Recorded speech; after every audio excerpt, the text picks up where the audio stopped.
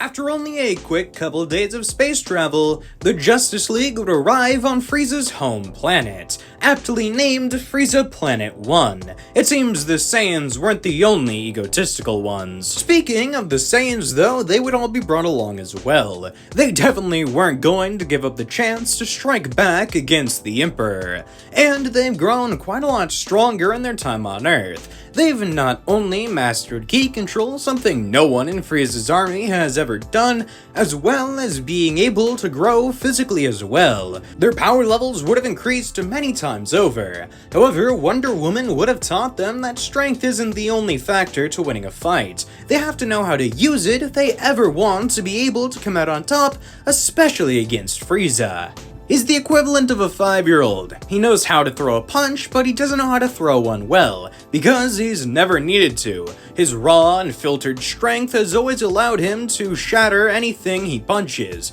even if his attacks are sloppy, and most of the time it's not physical. Instead, he shoots laser beams or throws giant balls of ki. Not exactly prime fighting technique. Vegeta and Nappa were pretty much the same way, at least until Diana's training. Now they're fit and proper warriors, capable of overcoming any power level difference. So when everybody arrives on Frieza Planet 1, there's an entire army of battle-ready warriors there to take down the tyrant. There was an army of Green Lanterns, all at least comparable to Hal Jordan himself. And it wasn't just them. There were Red Lanterns, Blue Lanterns, Yellow Lanterns. Everybody was there gathered to take down Frieza because he was a problem for pretty much everybody. Raditz, Nappa, and Vegeta were the ones leading the onslaught because they were the people with the biggest grudge against Frieza himself. Although Batman had a secret weapon just in case,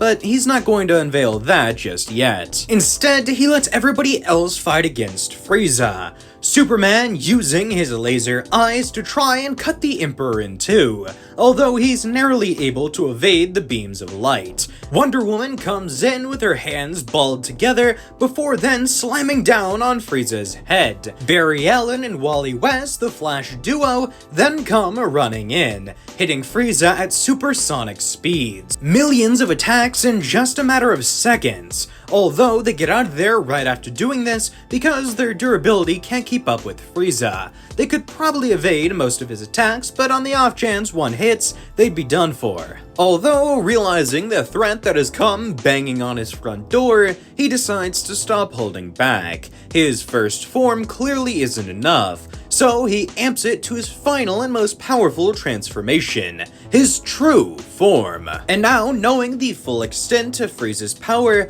all of the Green Lanterns step in, using their combined ring powers to hold Frieza in place, giving Superman the chance to come in with his laser vision and hit Frieza dead on. Sadly though, even this isn't enough, as with his full power realized, Frieza is now able to keep up even with the Man of Steel. His laser beams, although painful, are still nowhere near enough to put the tyrant down. But since it's not just Superman who's there fighting against him, Frieza is still being pushed. All of the Lantern Corps going against him at once is going to cause some major trouble for pretty much anybody. And after only a couple minutes of the fight going on, Frieza already looks fatigued. But his stamina loss is a double-edged sword, because to get there, almost every single Lantern that was battling against the Emperor had been killed. Hal Jordan and Guy Gardner are the only Green Lanterns even left alive on the battlefield, to a point they wonder if any of the other Lantern Corps managed to survive at all. And while looking around, they realize there aren't any other Yellow Lanterns left. Sinestro, the leader of that corps, isn't even on the battlefield. Either his entire body was vaporized by one of Frieza's ki attacks, or he didn't even show up to fight. Although, before they can mention this to one another, suddenly a giant Yellow Lantern construct comes out of nowhere and strikes Frieza down. It was a massive, mountain-sized version of a Batarang. And before anybody can question where this came from, Batman would make himself known, in a giant Yellow Lantern suit, as well as spiked up golden hair. He tells everybody to get back. He's the only one capable of going against Frieza now. Everybody else is either too fatigued or frankly just not strong enough. Then Bruce rushes in, hitting a clean right hook on Frieza's cheek, sending him straight to the ground, right after he had gotten back up from the Batman's previous attack. The Frost Demon is barely able to comprehend what he is seeing in front of him.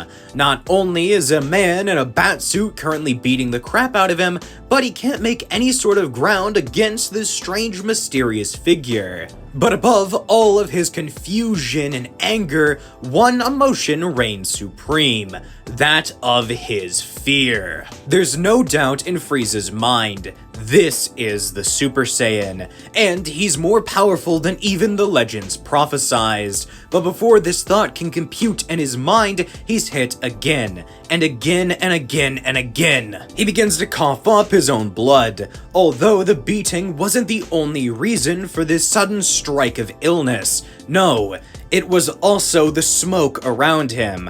But this wasn't ordinary smoke, this was fear gas. Given his incredible strength, the only person ever able to pressure Bruce in any sort of combat was that of Scarecrow, because he used the Batman's own senses against him. His emotions were the key to his strength, his rage, his sorrow, his agony, but his fear was able to be used against him, and Scarecrow capitalized on that. And realizing that the emotional spectrum lends certain lanterns power, well, Batman had a devious combo in mind. And with the Yellow Lantern ring equipped from Sinestro himself, Batman was capable of becoming not only the Super Saiyan, but the single most powerful being in the cosmos. Bruce was never able to find Joe Chill, the man who killed his own parents. However, now he was able to take down the person who murdered his actual family, made his entire race go extinct.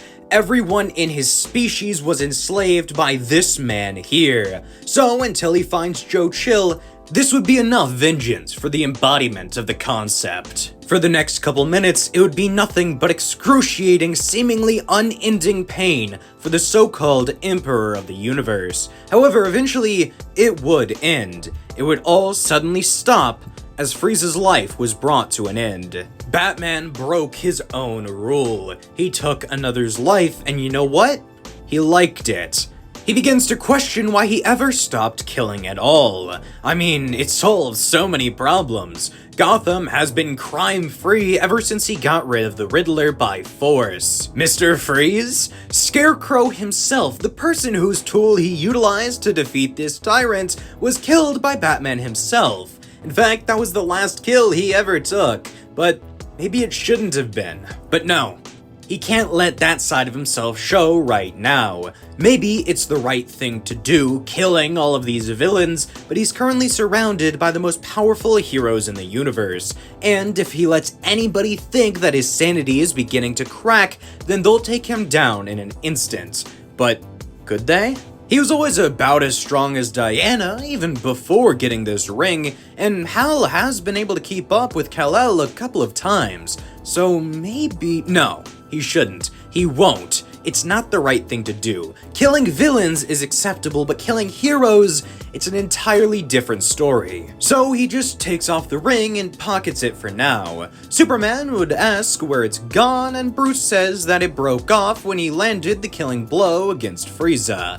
He's worried for his friend. He knows what Bruce's stance on killing is, although for the moment Kal-El decides to be quiet about it, and instead just offers to go out with the rest of the Justice League for drinks now that they've ensured the safety of the universe. Barry walks over and says that he'd love to. Wally tries to jump in and say that he can tag along, but after all, he is the Kid Flash. Diana says that she'll join in and she'll even pay if it means she gets to see Bruce smile.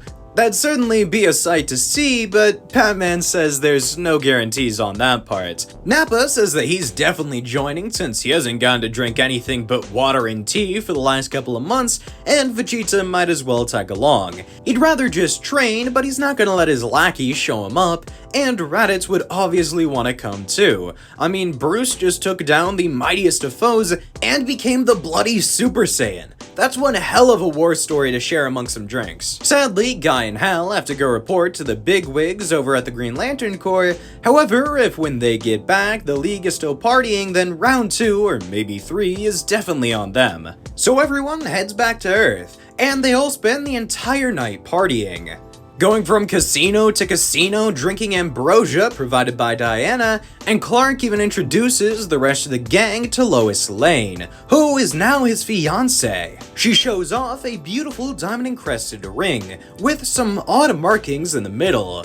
Barry would ask what it means, and Vegeta would say that it's the Kryptonian symbol for love. It turns out Kal-El is a sentimental old fool. But then even the salty old Prince of the Saiyans gives Clark and Lois his congratulations. And they spend the rest of the night with now even more to celebrate. But when the night's over and everyone goes their separate ways, Bruce is met with an unfortunate sight returning to the Batcave. Dick Grayson, his one and only Robin, is tied up by one of the spikes on the ceiling, a noose wrapped around his neck, although that clearly was not the cause of death, as he shows multiple different signs of injury from what appears to be a crowbar. And as Batman looks around further, he sees on the screen of the Batcomputer, written in blood, "This baby bird was clipped of its wings."